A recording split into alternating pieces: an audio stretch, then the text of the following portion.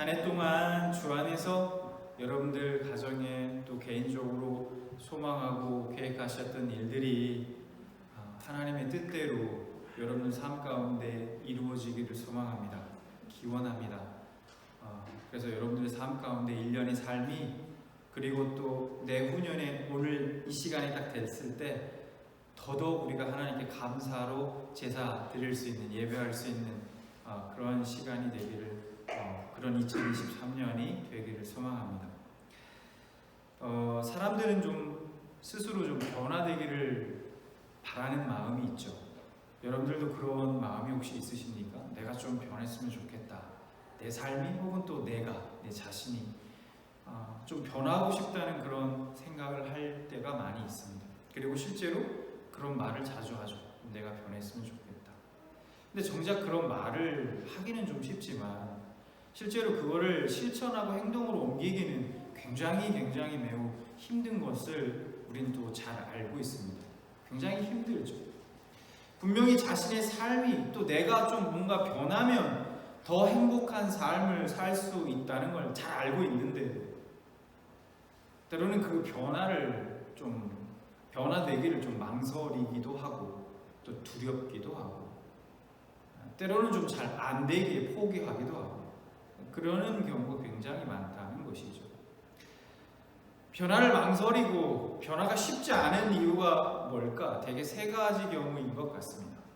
하나는 새로운 일에 대한 어떤 적응을 두려워하기 때문이고, 둘째는 지금 상황이 나빠도 변화하면 오히려 더 상황이 나빠지지는 않을까, 악화되지는 않을까 하는 걱정 때문이고, 셋째는 변화에 따른 어떤 귀찮음, 내가 뭔가를 좀 더 노력해야 되고 이런 것들에 대한 어떤 귀찮음과 불편함을 견디지 못한 거라는 어떤 그런 편견 때문입니다. 그러나 이제 분명한 것은 변화를 경험하지 않으면 우리는 더 나은 삶을 추구할 수 없습니다. 항상 제자리 걸음만을 반복할 뿐이죠. 그러니까 우리의 신앙도 마찬가지입니다. 우리가 예수님을 믿고 또 예수님을 믿는다는 것은 예수의 사람으로 또 예수를 닮은 모습으로 끊임없이 변화되어 간다는 뜻입니다. 그런데 변화를 두려워하고 주저한다면 우리의 신앙 또한 언제나 항상 제자리 걸음을 반복할 수밖에 없다는 것이죠. 올 한 해는 여러분의 신앙이 새롭게 변화되고 또 변화를 경험하는 한 해가 되기를 소망합니다. 오늘 말씀 속에서도 보면 변화가 절실해 보이는, 변화가 필요해 보이는 한 사람이 등장합니다. 여러분이 잘 알고 있는 인물이기도 하죠. 바로 야곱입니다.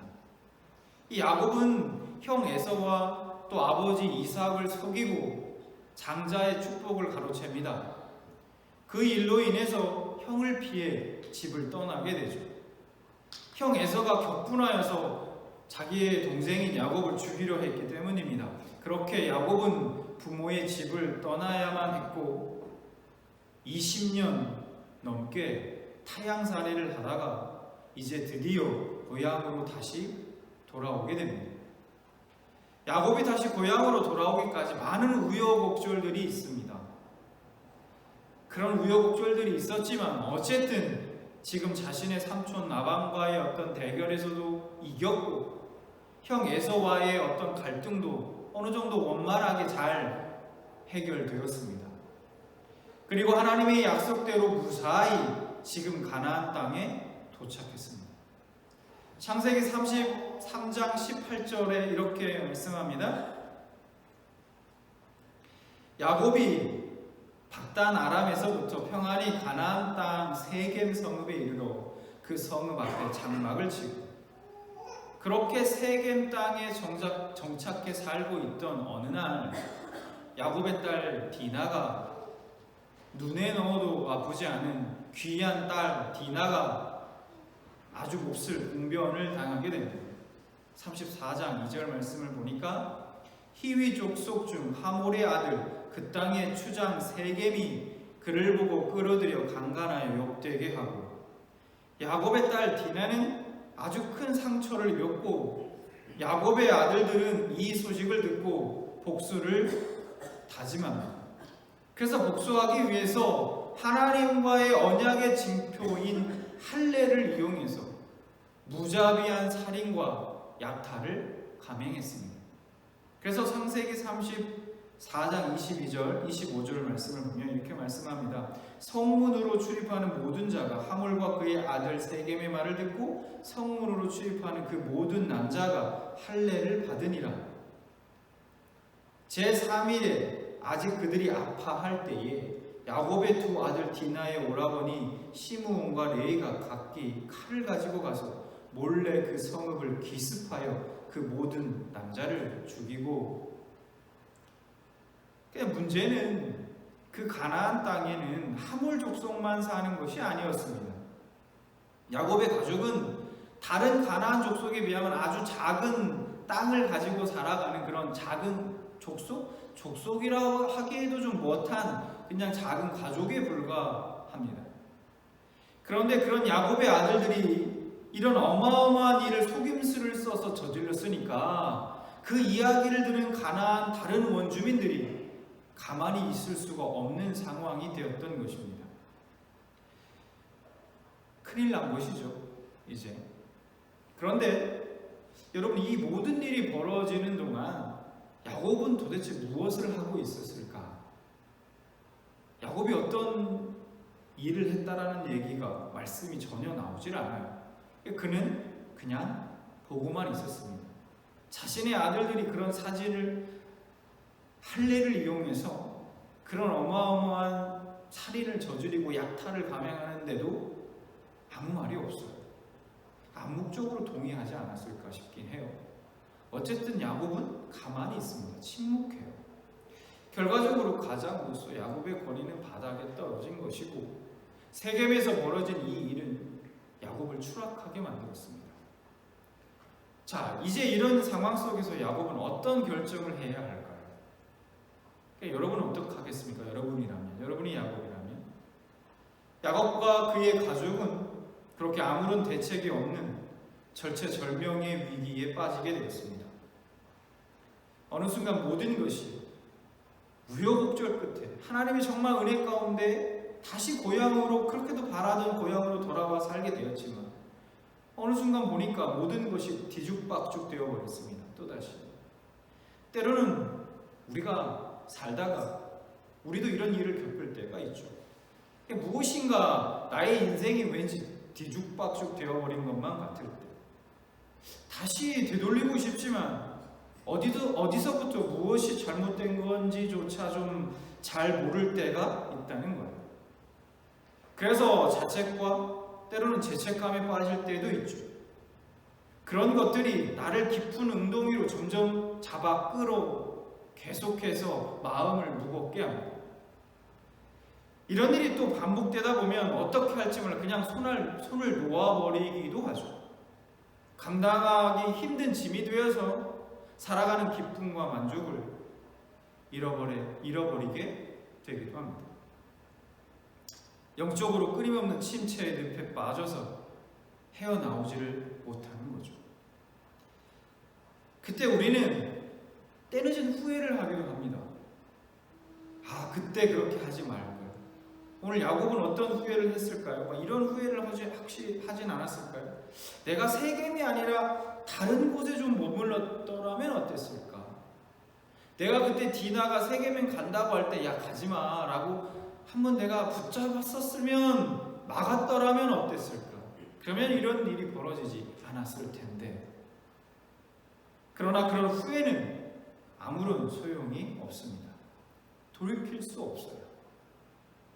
그런데 그때 그 어느 때보다 무엇인가 새로운 변화가 간절히 필요했던 그런 야곱에게 드디어 하나님께서 나타나 말씀하십니다. 말씀을 자세히 보면 야곱이 하나님을 찾은 것이 아니에요. 하나님이 먼저 야곱을 찾아오십니다. 여러분, 하나님께서 여러분에게 이런 야곱과 같이 먼저 찾아와 주시는 은혜를 베풀어 주시길 소망합니다.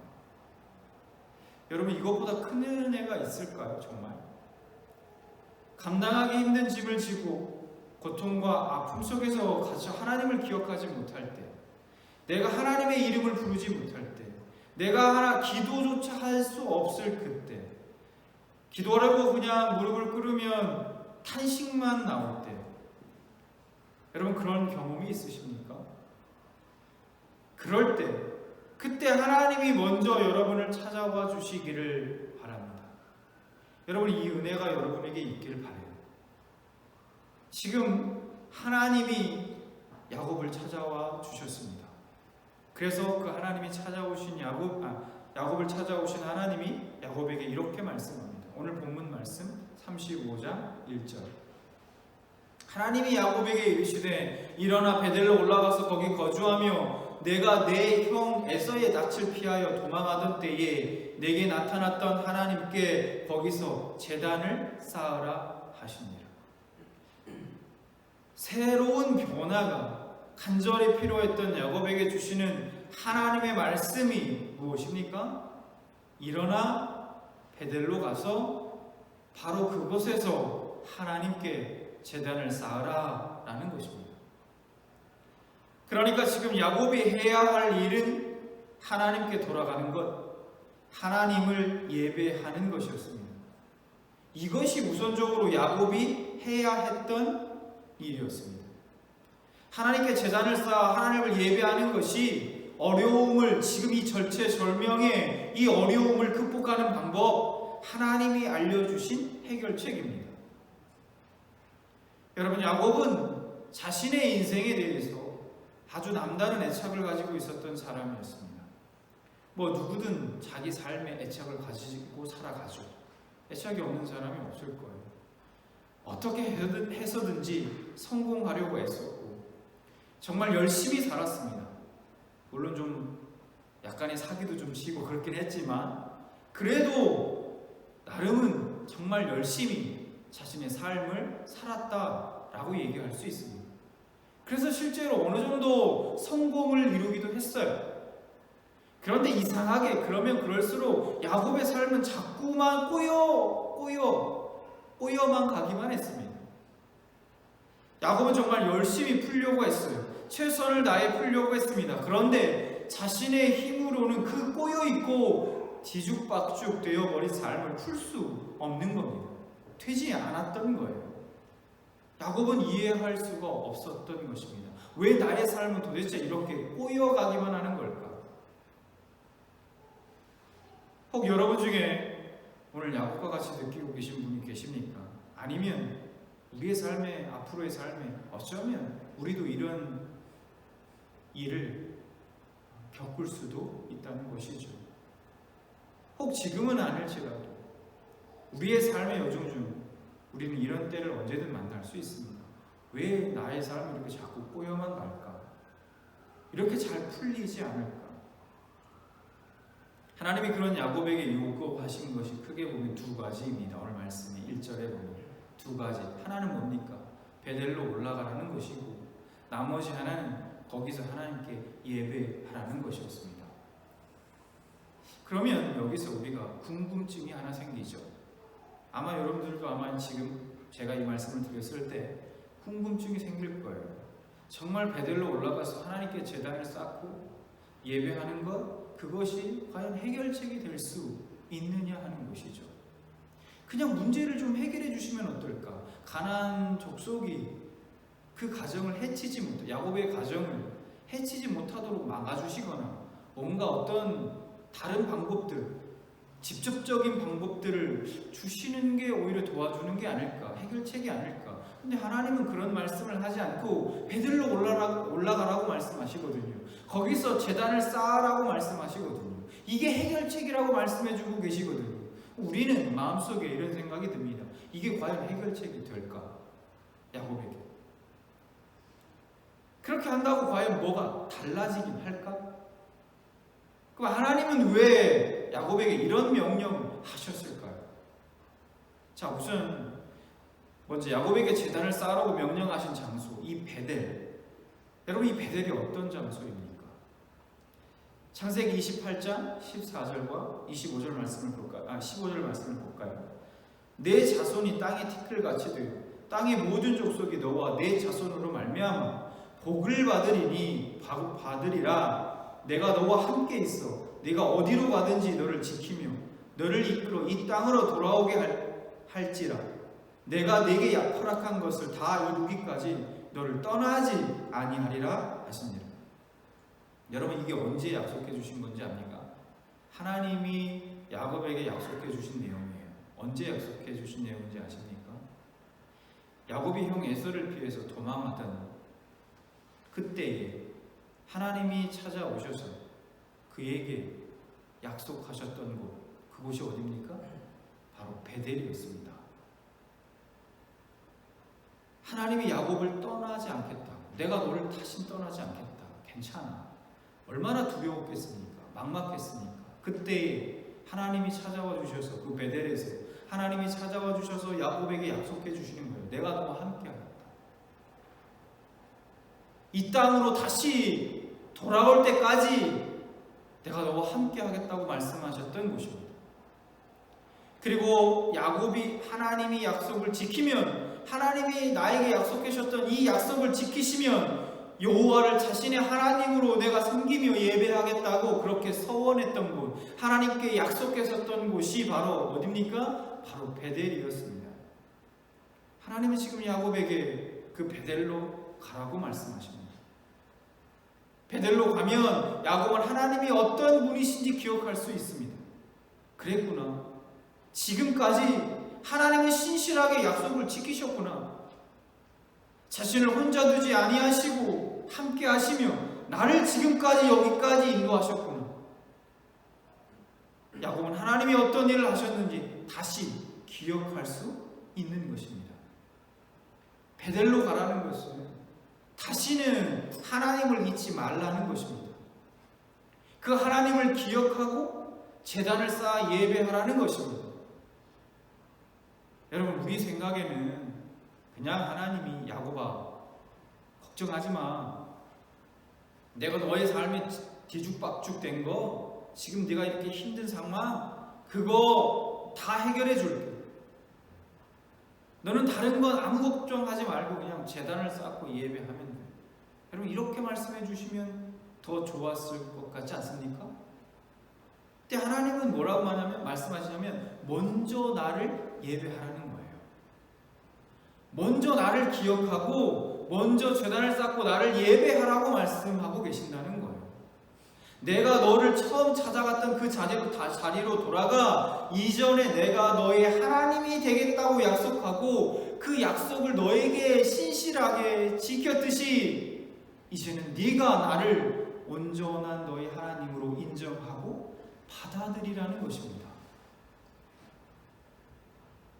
여러분, 이것이 야곱에게뿐만 아니라 우리 삶의 모든 문제에 대한 해결책인 거예요. 우리에게 지금 여러분에게 말씀해 주고 계신 거예요. 하나님께서 우리의 인생에 맞닥뜨리는 여러 가지 문제에 있어서 여러 가지로 해답을 주실 수 있어요.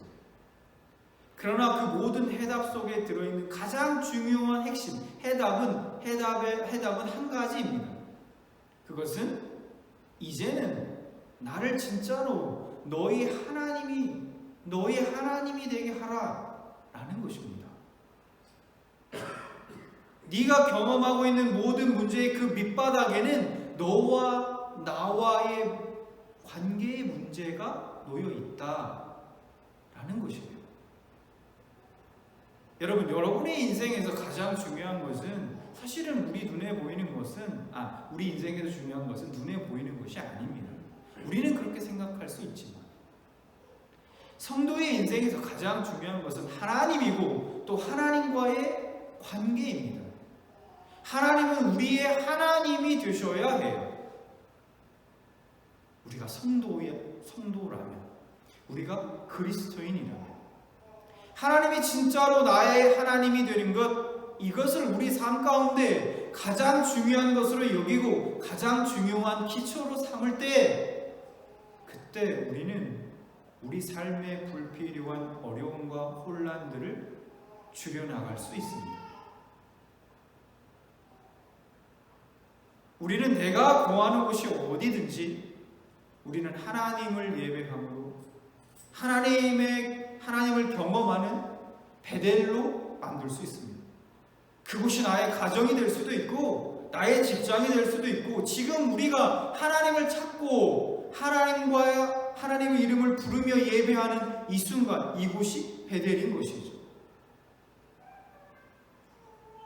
믿음으로 날마다 우리와 함께 하시는 하나님을 우리는 의지할 수 있습니다. 그리고 그에 대한 결과는 하나님께 맡기면 되는 것이죠. 야곱이 하나님의 명령에 따라 길을 떠났을 때 여러분 어떤 일이 벌어졌는지 아십니까? 창세기 35장 5절. 그들이 떠났으나 하나님이 그 사명 고을들로 크게 두려워하게 하셨으므로 야곱의 아들들을 추격하는 자가 없었더라. 야곱이 두려웠어요. 야곱이 너무 두려웠거든요. 해코지 당할까 봐. 근데 뭐라고 말씀합니까 지금? 그냥 하나님의 말씀을 따라 예배하기 위해서 베델을 향해 일어서 그 베델을 향해 떠나니까 어떤 일이 벌어졌냐? 하나님이 그 사면 고을들로 오히려 크게 야곱의 가족을 두려워하게 하셨다라고 그렇게 말씀하고 있다는 거예요. 야곱이 두려워했던 사람들이 오히려 야곱을 두려워하게 되었습니다. 그리고 야곱이 제단을 쌓고 하나님을 예배했을 때 하나님은 그에게 나타나셔서 다시 한번 약속을 확인시켜 주십니다. 35장 11절. 하나님이 그에게 이르시되 나는 전능하신 하나님이라 생육하며 번성하라. 한 백성과 백성들의 정예가 내게서 나오고 왕들이 내 허리에서 나오리라. 하나님이 베델에서 약속해 줬던 그 약속을 다시 한번 해주십니다. 그러면 우리가 베델로 올라가기 위해 해야 할 일이 무엇일까? 먼저는 일어나라 라는 것입니다. 자, 35장 1절 말씀을 다시 볼까요? 하나님이 이렇게 말씀하시죠. 하나님이 야곱에게 이르시되 일어나 베델로 올라가라. 우리가 지금 어떤 자리에 있든지 우리가 하나님께 나아가 하나님과의 관계를 회복하기 위해서 우리가 가장 먼저 해야 될 일은 우리 앉아있는 그 자리에서 일어나야 하는 것입니다. 제가 이렇게 얘기하니까 지금 자리에서 벌떡 일어나 그런 얘기가 아닙니다. 사람들은 누구나 이미 자신이 앉아있던 삶의 자리를 떠나기를 원치 않아요. 제가 앞서서 그랬지 않습니까? 변화를 두려워한다. 변화를 원하지 않습니다. 익숙한 걸 너무 좋아해요. 이미 나에게 익숙한 삶. 바꾸려 하지 않습니다. 일어나라고 해도 일어나지 않아요. 왜 그럴까요? 방금 말씀드렸듯이 익숙해졌기 때문에 그 삶에. 하나님께서 야곱에게 일어나라고 하신 이유는 야곱이 그런 위기 가운데서도 여전히 그 삶의 자리에서 일어나야 한다는 것을 생각하지 못했기 때문입니다. 야곱이 다행히 하나님의 의도를 파악한 것 같아요. 그리고 그 자리에서 일어나 베델로 갈 준비를 합니다. 야곱의 집안 사람들에게 이렇게 얘기합니다. 2절. 야곱이 이에 자기 집안 사람과 자기와 함께한 모든 자에게 이르되 너희 중에 있는 이방 신상들을 버리고 자신을 정결하게 하고 너희들의 의복을 바꾸어 입으라. 야곱은 베들로 올라가 하나님을 만나고 하나님과의 관계를 회복하기 위해선 그 이전에 자신이 살던 방식 그대로는 안 되는구나 하는 것을 알았습니다.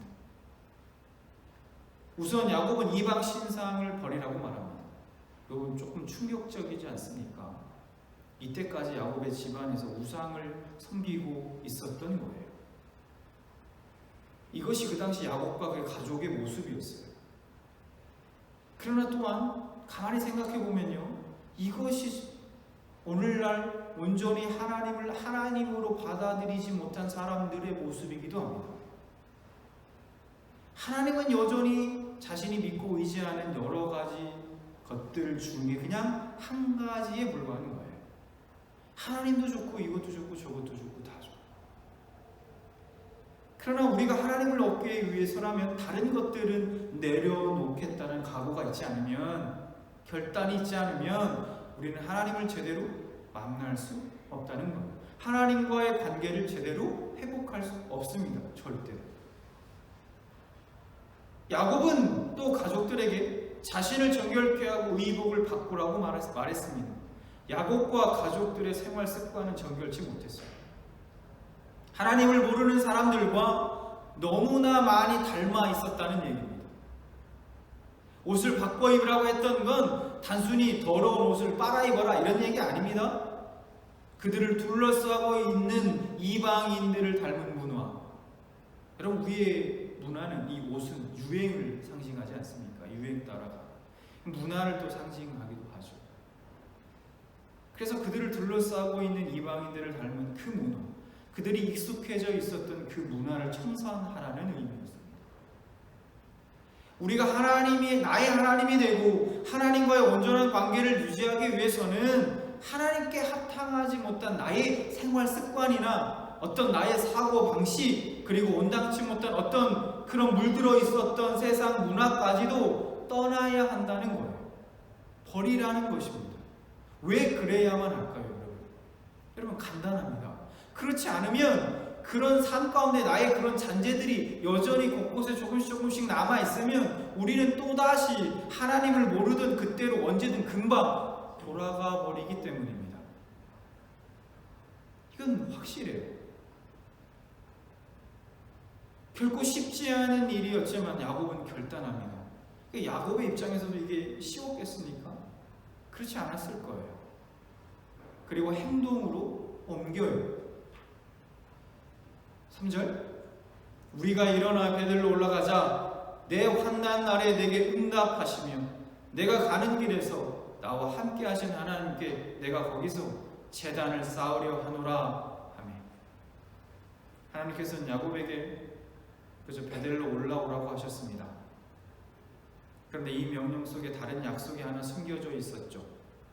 그 약속은 바로 이런 겁니다.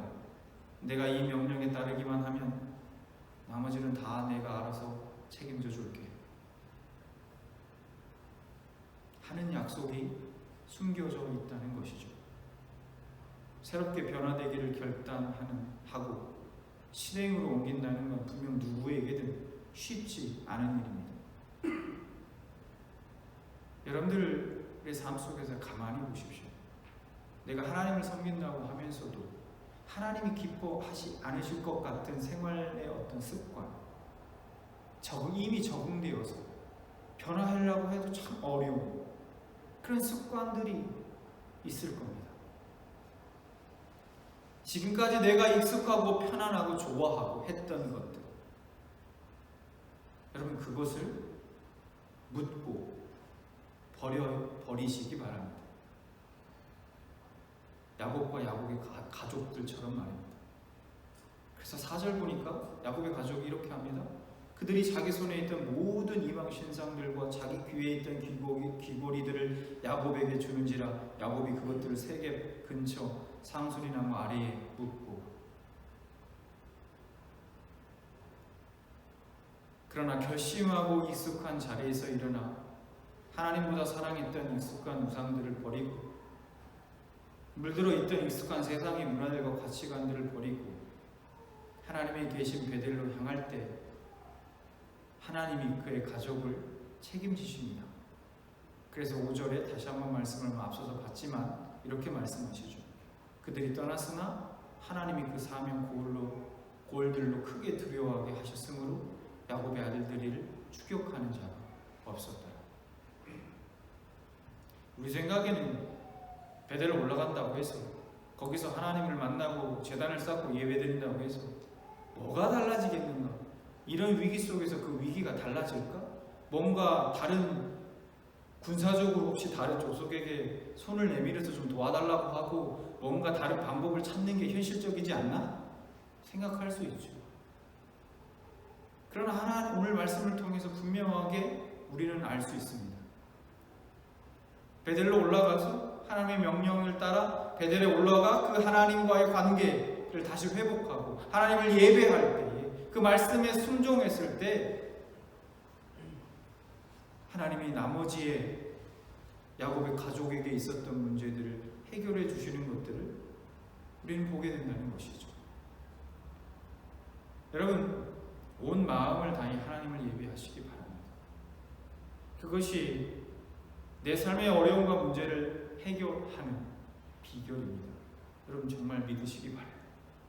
베델로 올라가서 하나님을 만나고 하나님을 예배하면 어떤 어려움, 어떤 문제가 있더라도 그 일은 내가 가장 우선적으로 해야 할 일입니다. 그러면 베델의 하나님, 지금까지 나를 인도하시고 보호하시는 하나님이 나와 함께 하실 것입니다. 전능하신 하나님이 그 뜻에 합당하게 역사하실 것입니다. 나에게 말씀하신 그 모든 약속을 신실하게 지키실 것입니다. 베델로 돌아가는 일에 대한 두려움은, 또 변화에 대한 버려야 할 것들에 대한 두려움은 일단 모두 하나님께 맡기십시오. 조금 더 단순해지시고 좀 더 담대해지시기 바랍니다. 여러분이 세겜에서 엄청난 비극을 경험했든지 야곱처럼, 아니면 그 중간 어딘가에서 방황하고 있든지 관계없습니다. 우리가 있어야 할 곳은 하나님의 집, 바로 베델입니다. 일어나서 하나님이 하신 약속을 신뢰하며 하나님을 예배하는 여러분들의 삶이 되길 바랍니다. 그것이 여러분들의 삶의 가장 우선순위가 되길 바라고 여러분의 삶의 가장 중요한 목적이 되길 바랍니다. 하나님이 허락하신 곳에서 하나님을 높이는 자가 되시기 바랍니다. 그러면 내가 어디에 있든지 그곳이 하나님이 나와 함께 하시고 나의 예배를 받으시는 베델이 될 것입니다.